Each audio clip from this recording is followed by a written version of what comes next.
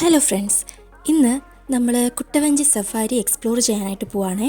കേരളത്തിൽ തന്നെ ആദ്യം കുട്ടവഞ്ചി സഫാരി തുടങ്ങിയത് കോന്നി അടവിയിലാണ്. പത്തനംതിട്ട ജില്ലയിൽ ജനിച്ചു വളർന്നിട്ടും ഇതുവരെ ഇവിടെ വന്നിട്ടില്ലാത്ത ഒരുപാട് ആളുകളുണ്ടാവും. അപ്പോൾ ഇതൊക്കെയാണ് നമ്മൾ കയറി വരുമ്പോൾ ആ എൻട്രൻസിൽ നമുക്ക് കാണാൻ പറ്റുന്ന കുറച്ച് കാഴ്ചകളാണ് ഇതൊക്കെ.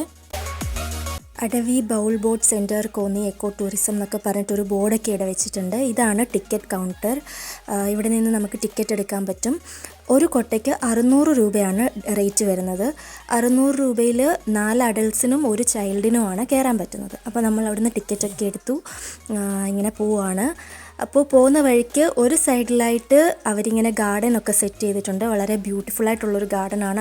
അതിനുള്ളിലൂടെ നമുക്ക് നടക്കാൻ പറ്റും. അവിടെ നമുക്ക് റെസ്റ്റ് എടുക്കാനുള്ള സീറ്റിംഗ് അറേഞ്ച്മെൻറ്റ്സും കാര്യങ്ങളും ഒക്കെ അതിനുള്ളിൽ ചെയ്തിട്ടുണ്ട്.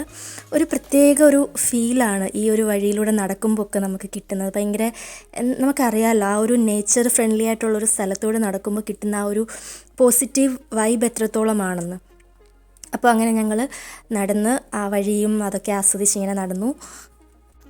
ഇത് പ്രത്യേകിച്ച് പ്ലാനിങ് ഒന്നും ഇല്ലാത്തൊരു ട്രിപ്പായിരുന്നു കേട്ടോ. പെട്ടെന്ന് നമ്മളിങ്ങനെ ആലോചിച്ചു എന്നാൽ പോയേക്കാം എന്ന് പറഞ്ഞിട്ട് വന്നൊരു ട്രിപ്പാണ്. അതുകൊണ്ട് തന്നെ നമുക്ക് റൂട്ട് പോലും കറക്റ്റ് അറിയില്ലായിരുന്നു. ഫസ്റ്റ് ടൈമാണ് ഇവിടെ വരുന്നത്.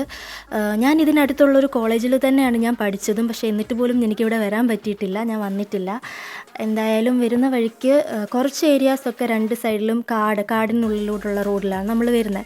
അപ്പോൾ ഞങ്ങൾ തന്നെ ആയതുകൊണ്ട് ഞങ്ങൾക്കൊരു പേടിയുണ്ടായിരുന്നു. ഒന്നാമത് റൂട്ട് കറക്റ്റ് അറിയില്ല.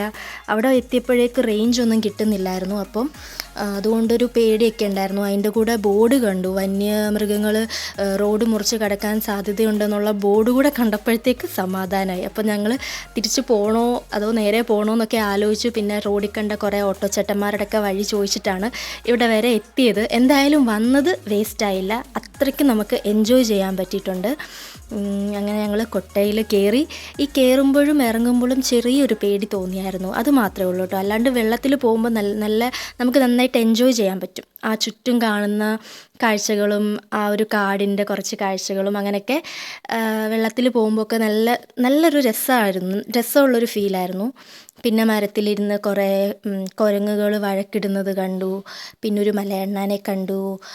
അങ്ങനെ പിന്നെ ഞങ്ങൾക്ക് കിട്ടിയ ആ ഒരു വഞ്ചി തുഴയുന്ന ആളും ഭയങ്കര ഫ്രണ്ട്ലി ആയിരുന്നു. ട്രിപ്പ് കൂടുതൽ എൻജോയ് ചെയ്യാൻ വേണ്ടിയിട്ട് ആൾ ഞങ്ങളുടെ അടുത്ത് കുറേ കുസൃതി ചോദ്യങ്ങളൊക്കെ ചോദിക്കുന്നുണ്ടായിരുന്നു. അപ്പോൾ അങ്ങനെ കഥയൊക്കെ പറഞ്ഞ്, പിന്നെ ചേച്ചിയുടെ കുഞ്ഞുണ്ടായിരുന്നു, അവൻ്റെ വക ഒരു പാട്ട്, അങ്ങനെ കുറേ അങ്ങോട്ടും ഇങ്ങോട്ടും കളിച്ചും ചിരിച്ചും കുറേ കഥകളൊക്കെ പറഞ്ഞിങ്ങനെ പോയതുകൊണ്ടും പിന്നെ ഞങ്ങൾ പോയ ടൈമിൽ വലിയ തിരക്കില്ലായിരുന്നു. അതുകൊണ്ട് ഞങ്ങൾക്ക് കുറച്ച് കൂടുതൽ നേരം അവർ തന്നു. ആൾ പറഞ്ഞു ഇന്ന് വലിയ തിരക്കൊന്നുമില്ല, വഞ്ചികളൊക്കെ ഫ്രീ ആയതുകൊണ്ട് കുറച്ച് കൂടുതൽ നേരം നമുക്ക് പതുക്കെ പോവാം, എൻജോയ് ചെയ്ത് പോവാമെന്നൊക്കെ പറഞ്ഞിട്ട് ഞങ്ങൾക്ക് കുറച്ച് കൂടുതൽ നേരം തന്നു. അല്ലാതെ വരുമ്പോൾ 30 മിനിറ്റാണ് സവാരി വരുന്നത് 600 രൂപയിൽ. 30 മിനിറ്റിൽ കൂടുതലുള്ളതുണ്ടെന്ന് തോന്നുന്നു, അതിന് റേറ്റ് കൂടുതലായിരിക്കും വരുന്നത്. ഇത് ഞങ്ങൾ കണ്ട മലയണ്ണാനാണ്, ക്യാമറയിൽ ശരിക്കും കിട്ടിയിട്ടില്ല. അങ്ങനെ വഞ്ചിയിലെ യാത്രയൊക്കെ കഴിഞ്ഞ് ഇപ്പുറത്തെ സൈഡിൽ നമ്മൾ ഇറങ്ങി. അവിടെ വെള്ളത്തിലിറങ്ങി കുറച്ച് നേരം വെള്ളത്തിലൊക്കെ കളിച്ചു.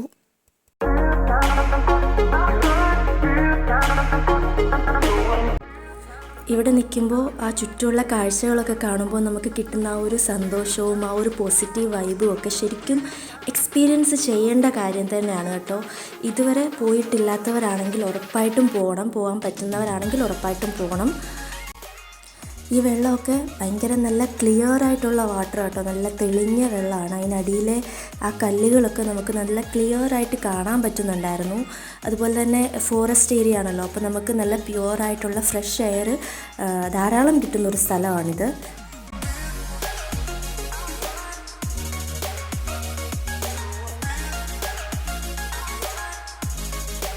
ഇതാണ് കേട്ടോ നമ്മൾ ഇറങ്ങി വരുമ്പോൾ ആ സൈഡിൽ കാണുന്ന ഫസ്റ്റ് കണ്ട ആ ഒരു ഗാർഡനാണ്. ഇതിനുള്ളിലേക്ക് കുറേ നടക്കാനും ഇരിക്കാനും ഒക്കെയുള്ള സ്ഥലങ്ങളുണ്ട്. ഞങ്ങൾ അങ്ങോട്ടൊന്നും അധികം പോയില്ല, സമയം കുറവായിരുന്നതുകൊണ്ട്. അപ്പം മഴ വരുന്നതിന് മുമ്പ് നമുക്ക് ആ ഒരു ഫോറസ്റ്റ് ആ ഒരു ഏരിയ കടന്നു പോകണം എന്നുള്ളൊരിതിൽ എന്തായാലും ഞങ്ങൾ ശരിക്കും എൻജോയ് ചെയ്തു.